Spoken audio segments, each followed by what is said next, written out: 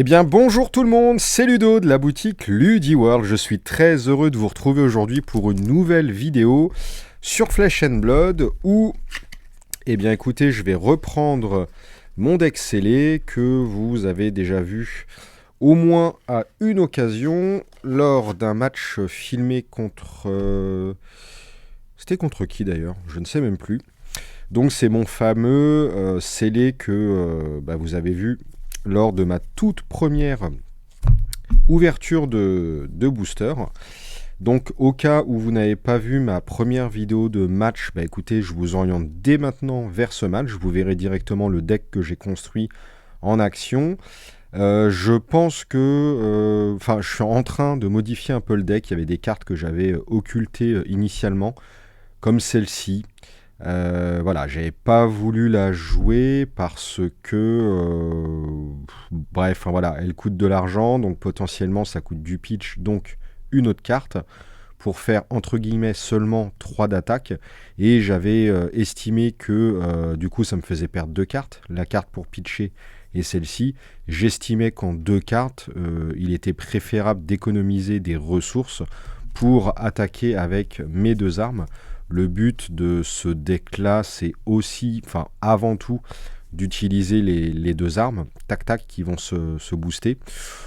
Donc voilà, j'avais préféré ne pas mettre cette carte-là, et finalement, après coup, je commence à changer mon fusil d'épaule, pour la simple et bonne raison que pour gagner du go again sur mon attaque, je dois utiliser cette capacité-là.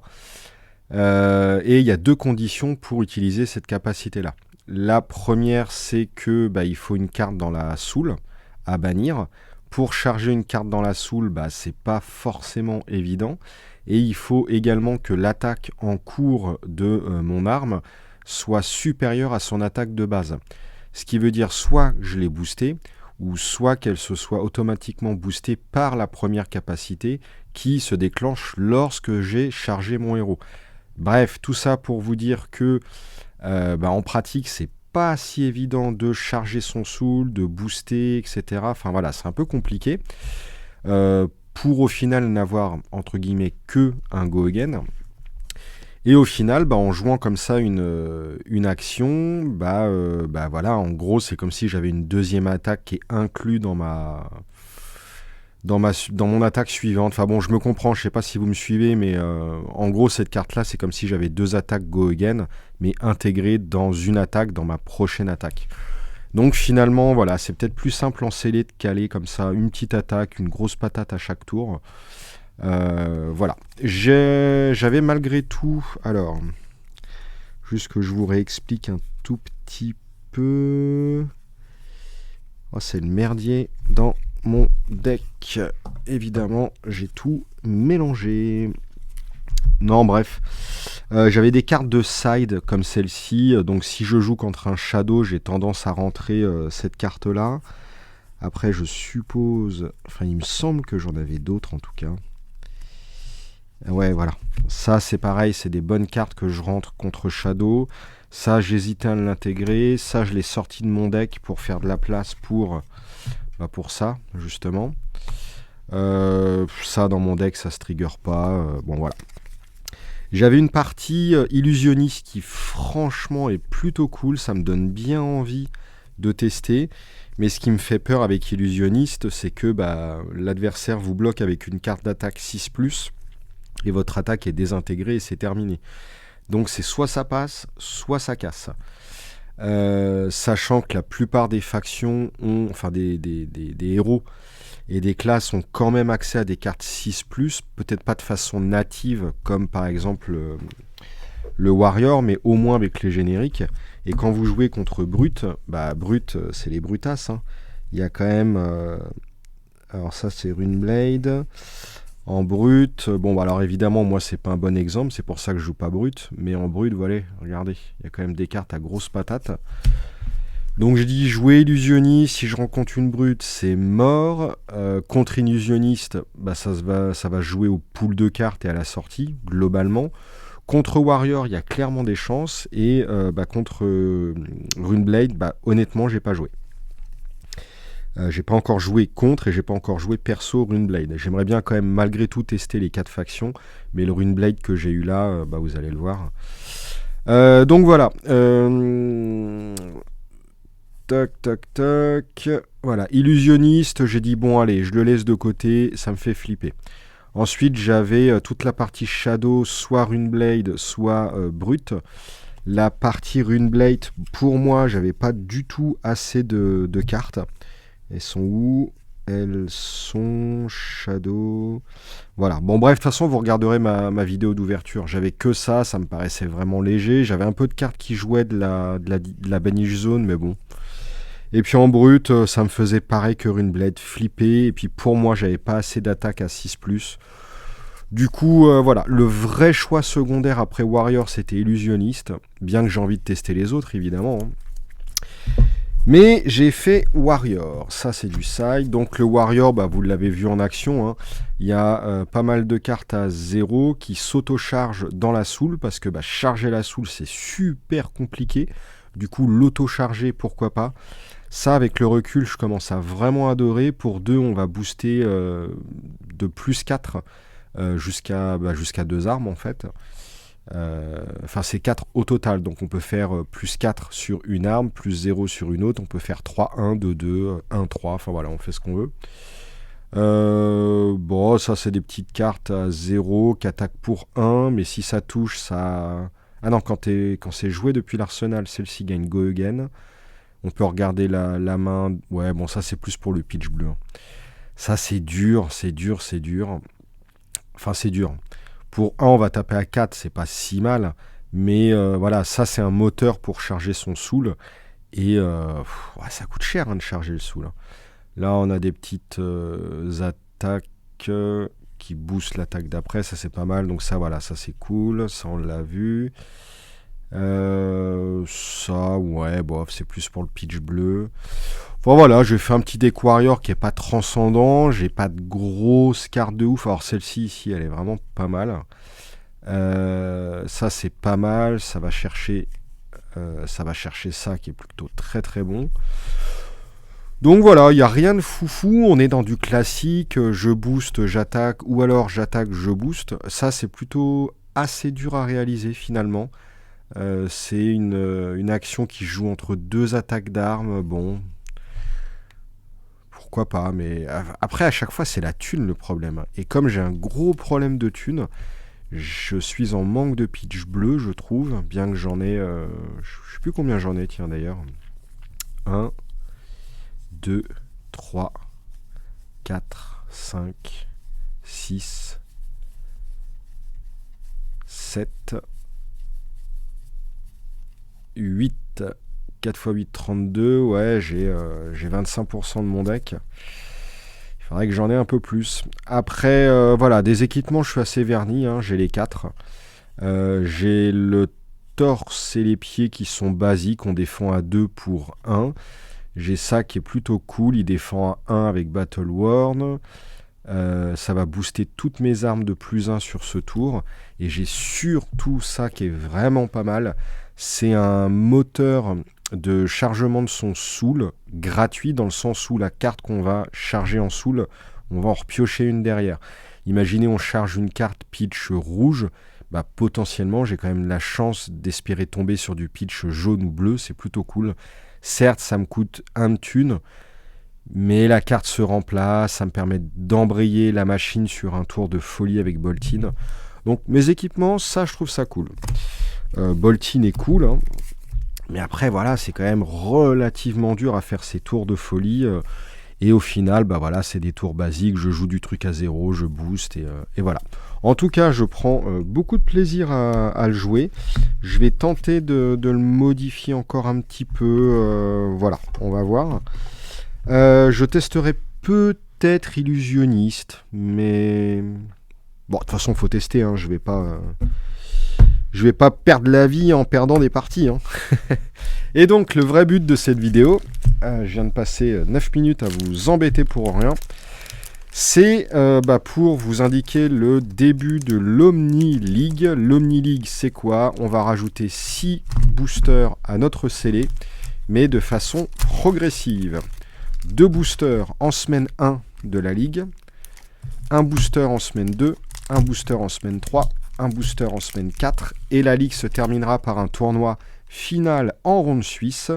Et une demi-heure avant le tournoi, on ouvrira notre dernier booster. Et à chaque fois, les cartes que l'on ouvre, on va pouvoir compléter notre deck, l'améliorer, le renforcer, combler ses faiblesses, etc. Et le but du jeu, c'est qu'au bout de 4 semaines de ligue, on aura un deck qui ne sera plus du scellé, qui va vraiment se construire petit à petit. Et pour rappel, si vous ne connaissez pas le concept de l'Omni-League, si vous tombez sur cette vidéo par hasard, moi je considère l'Omni-League comme vraiment le chaînon manquant entre le format limité, scellé, draft, et le format construit. Alors le format draft étant naturellement par définition déjà un peu plus construit que le scellé, mais en tout cas une ligue peut se faire à partir d'un scellé ou d'un draft. Alors imaginez ce que va donner les sessions de jeu où on fera du draft et où on partira après en Omni-League, tout en draftant les boosters. Hein. Là, les boosters, on va les ouvrir en mode scellé, mais la ligue peut aussi se faire en draftant les boosters. Et là, je vous raconte pas comment c'est, mais une tuerie de ouf, vraiment. Si vous aimez construire dans les jeux à collectionner, mais que l'investissement vous fait peur, le format Omni-League, mais clairement, c'est ce qu'il vous faut. L'investissement est hyper raisonnable. Vous aurez le plaisir de construire votre deck, de jouer un deck construit et tout. Enfin, bon, bref, je vais pas refaire tout mon truc, hein, mais... Allez, c'est parti. Donc là, dans la vidéo d'aujourd'hui, c'est le lancement de la première semaine de ligue. Je vais ouvrir les 2 boosters ensemble. Et puis, bah, écoutez, on va essayer de voir ce qu'on peut rentrer dedans. Alors ça, c'est plutôt pas mal parce que déjà... J'ouvre du booster, c'est cool. Vous voyez de l'ouverture de booster, c'est cool. Et malgré tout, il y a un vrai intérêt en termes de jeu. Si le format de la vidéo vous plaît, bah écoutez... Bon, de toute façon, je ne vais pas faire une ligue toutes les semaines. Hein. Ça sera maximum une par mois. Mais en vrai, ça sera même moins que ça. Mais du coup, ça peut être sympathique de refaire des vidéos comme ça. Alors, Shadow Runeblade. Alors, je pense que ça va être un petit peu long si on redétaille toutes les cartes. Je vais principalement m'intéresser à celles que je peux potentiellement jouer dans mon deck actuel. Bon, on va regarder les cartes quand même vite fait. Mais voilà, je ne sais pas si je changerai de deck. Je regarderai mes cartes non-warrior hors caméra. Mais en gros, ce qu'il me fallait en Runeblade, c'est beaucoup plus de cartes qui se jouaient de la baniche. Ce qui est le cas ici. Alors... Je ne sais pas si mon téléphone veut bien faire la mise à jour. Je ne sais pas si vous voyez bien. J'ai l'impression que c'est un peu flou. Ouais, ok. Shadow Brut. Ouais, c'est toujours pas une attaque 6+. Shadow Brut, c'est toujours pas une attaque 6+. Ouais, c'est chaud. Hein. Ah, Light. Ah, c'est illusionniste, ça. Alors, pour 2. Alors, je suis désolé, mais ma caméra, là... Je sais pas ce qu'elle fout, j'ai l'impression que c'est flou. Ah oui, celle-là, elle est excellentissime. Ah ouais, non, mais ça, c'est énormissime. Pour 2, on cogne à 5. Elle défend à 3. Elle a dominate. Si elle touche, elle s'auto-charge dans la soul. Bon, ok, elle a fantasme, hein, comme les illusionnistes, mais ça, c'est beaucoup, beaucoup trop bon. Et vous voyez, je pense que illusionniste, hein, le paquet, il est quand même faisable. Bolt of Courage, j'adore. Bon, par contre, c'est pitch jaune. Je l'aurais préféré en rouge. Ça peut permettre de charger une carte. Bon, ça, potentiellement, c'est rentrable dans mon deck. Je verrai. Herald of Protection, illusionniste. Si elle touche, je la charge dans ma soul et je crée un Spectral Token. Pour 2, elle tape à 5. Ouais, c'est pas mal quand même. Pitch bleu. Illusionniste. Générique action. Oh non, je suis dégoûté. Pour 2, elle tape à 5. S'il y a une carte dans notre pitch zone avec une attaque plus forte que l'attaque enfin que celle-ci, que 5 quoi, elle gagne Go Again. Moi dans mon Warrior, c'est injouable. Par contre, dans Illusionniste ou dans les autres, hein, on verra. Light Action. Ah bah décidément, j'ai vraiment pas de bol moi. Pour 2, ça cogne à 5 en light. Oh, quoique, taper à 5, c'est quand même pas mal. Mais 2, ça commence à être cher. Et si 3 cartes ou plus ont été mis dans la banish zone ce tour-ci, elle gagne +2 en bouclier de défense jusqu'à la fin du tour. Ouais, ça c'est un effet de défense. C'est plutôt pas mal. Rentrable dans mon warrior, on verra bien. Oh oui, ça c'est bon pour la brute ou pour contrer illusionniste. Pour 3, on tape à 6. Alors, ok, 3, ça commence vraiment à être cher, mais bon. Et lorsqu'on joue cette carte, si on a moins de points de vie que le héros opposé, ça gagne Dominate. Ah ouais, non mais ça c'est trop bon. Ça, peu importe où... Franchement, peu importe le build, à mon avis, il faut le jouer. Après, c'est pitch rouge, donc si vraiment on est en galère de pitch, voilà. Eclipse Existence, on la connaît, c'est la carte promo de l'avant-première. Bon, a priori, je joue pas Shadow, on verra bien. Spew Shadow. Choose an attack action card with cost 0 in your banish zone. You may play it this turn. If it attack a light hero, it gain +2. Ouais, ça coûte 2 quand même. Par contre, ça permet de virer une carte Blood Depth. Ouais, bon, je sais pas. De toute façon, je joue pas Shadow, donc je me rends pas compte là. Oh, petite foil sympathique. Par contre, c'est une Shadow. Ok, je vais passer vite comme je le disais. Un petit équipement, génial. Ah mais ouais, j'avais occulté qu'on pouvait tomber sur les équipements. Et du coup, on va vraiment custom notre deck. Ça va être de la folie. Et attention. Hop, bon là, de toute façon, c'est une rare. Oh, bien. Une deuxième carte pour créer des spectral tokens. Et franchement, je pense que mon illusionniste là, il y a un truc à... Il y a vraiment un truc à tenter. Et attention, la deuxième est mince. Oh! Alors, j'ai dit mince parce que c'est pas une M, c'est pas un gros truc. Mais par contre, ça, dans mon deck Warrior, yes! C'est de la folie. Alors pour 1, ça cogne à 3. En tant que coût additionnel, on peut charger autant de cartes qu'on veut dans la soul.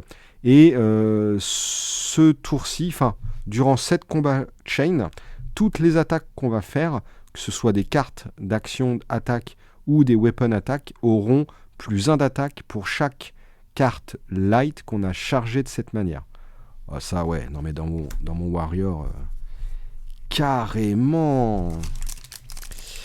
Eh ben, non mais c'est ouf. Donc combien de cartes? 4 cartes sur un booster de 15. Vu le nombre de classes et tout, c'est plutôt sympa. Sachant que l'illusionniste, pareil, hein, il a un gros potentiel de renforcement. Et je vais regarder quand même le Shadow. C'est génial. Vous vous rendez compte, avec un scellé et très peu de boosters que vous rajoutez, le nombre de possibilités que vous pouvez faire. Il faut juste jouer à armes égales avec votre adversaire, jouer dans le même format, mais vous pouvez jouer à un CCG de n'importe quelle façon. Il faut pas vous focaliser sur les playsets, sur... Non, c'est pas grave. Ah bah cool, j'ai les 2 armes du Warrior. Hop. Tac. Alors, Shadow Runeblade. Pour 0, ça tape à 3 Blood Depth. Si on a joué une non-attack action card ce tour-ci, on peut jouer depuis notre banish zone. Ouais, ok, alors il faut que la non-attaque ait go again. Ouais, c'est quand même pas mal Shadow. J'ai hâte de tester. Ça me fait flipper de jouer Shadow en termes de gameplay. Et encore... Ah, je sais pas. Bah, oui, les deux, Brut et Runeblade, me font flipper. Après, je pense que je serais plus un joueur Runeblade. Et plus Runeblade Shadow que le premier Runeblade, pour le coup. Ça me plaît vraiment bien, la baniche. Côté un peu Black Suicide, c'est vraiment cool. Pour 1, on tape à 6. C'est une Shadow brute bien. Ah, la brute, elle va commencer à être jouable. On peut jouer Graveling Growl seulement si une carte de 6 ou plus a été mise. Ah ouais, putain, c'est chiant ça. Dans notre baniche jaune ce tour-ci. Ok, pour 0, on va attaquer à 3 et coller un arcane en Runeblade. Pas mal. Light Warrior Action, yes! Pour 0, on cogne à 3. Et en tant que coup additionnel, on peut charger... Ah ouais, mais ça, c'est trop bon. Ça, c'est trop bon. Et à la place de Bolt of Courage, elle est meilleure que Bolt of Courage, je trouve. Bien. Enigma Chimera, Illusionist Action pour 2, ça cogne à 6 avec Fantasme. Mais ouais. Oh oui! Ah bon, c'est la version bleue, mais il me faut du pitch bleu. Ah ouais, non, mais mon Warrior! Bah après, le problème, c'est que là, je m'excite, mais en vrai, tout le monde va pouvoir renforcer son paquet.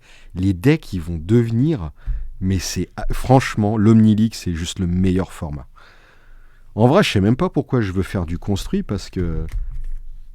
Pour moi, c'est juste le truc ultime, quoi. Bon, bref. Pour 0, Shadow Instant Opt 2. Ah bien, ça rentre et dans Runeblade et dans Brut. Memorial Ground, j'avais la bleue. J'ai la jaune, qui est un peu plus forte en effet, mais forcément elle pitch moins. Ah, c'est sympa. Ça me permet de récupérer une carte d'action attaque depuis la poubelle. À voir. Oh bien, une version rouge d'Illuminate. Elle s'auto-charge dans la soul, elle cogne à 4. Ah ouais, ça... Oh oui. La violence de mon paquet. Je pense même, à voir comment ça va se dérouler au fur et à mesure des semaines, mais je pense même qu'il va falloir inclure une limitation du nombre d'exemplaires d'une carte, ce qui normalement n'a pas lieu d'être en scellé à 6 boosters. Si vraiment on a la chance de tomber sur plein d'exemplaires de la même carte, je parle de la même carte en tant que la même variation, la même couleur également. Mais là, en pseudo-construit Omni-League, je sais pas, je vais en avoir combien là, 3 ? Bah, franchement, notre deck, ça peut être plus violent que du Blitz, en fait. Mais très honnêtement. Alors, étant donné qu'on n'a pas les M, on n'en aura pas autant. Même si on a la chance d'en avoir, on n'en aura forcément pas autant. Je ne sais pas si c'est correct de dire que ça peut devenir plus violent que du Blitz. Mais franchement, ça peut devenir du bon Blitz budget, donc sans haute rareté. Et à mon avis, je pense sincèrement même plus fort. Imaginez un Blitz avec 3 fois les cartes, en 40 cartes. Ouais, surtout que là, en plus, on est en 30 en scellé. Je pense, à mon avis, qu'il va falloir mettre une limitation à un moment donné. On verra, j'en discuterai avec les joueurs du Discord. Ça, c'est cool. Alors ça, c'est moins cool pour mon paquet. Elle gagne Go Again s'il y a une carte qui est plus forte qu'elle dans la Pitch Zone. Ouais, alors peut-être dans Illusionniste. Une petite foil que je joue dans mon paquet d'origine, mais là, je pense la virer avec... vu ce que j'ai tiré. Vous l'avez vu tout à l'heure dans mon paquet. Alors, un équipement Runeblade. Bon, bah tant pis, je ne joue pas Runeblade. Par contre, il fait quoi ? Je le détruis, je vais gagner 2 ressources. Et j'active cette habilité seulement si j'ai joué une attack action card et une non-attack action card. Ok. Et attention, on attaque les rares. Warrior ! Bien ! Pour 1, la prochaine weapon attack ce tour-ci aura +1. Et si elle touche, je peux attaquer une fois supplémentaire avec cette arme ce tour-ci.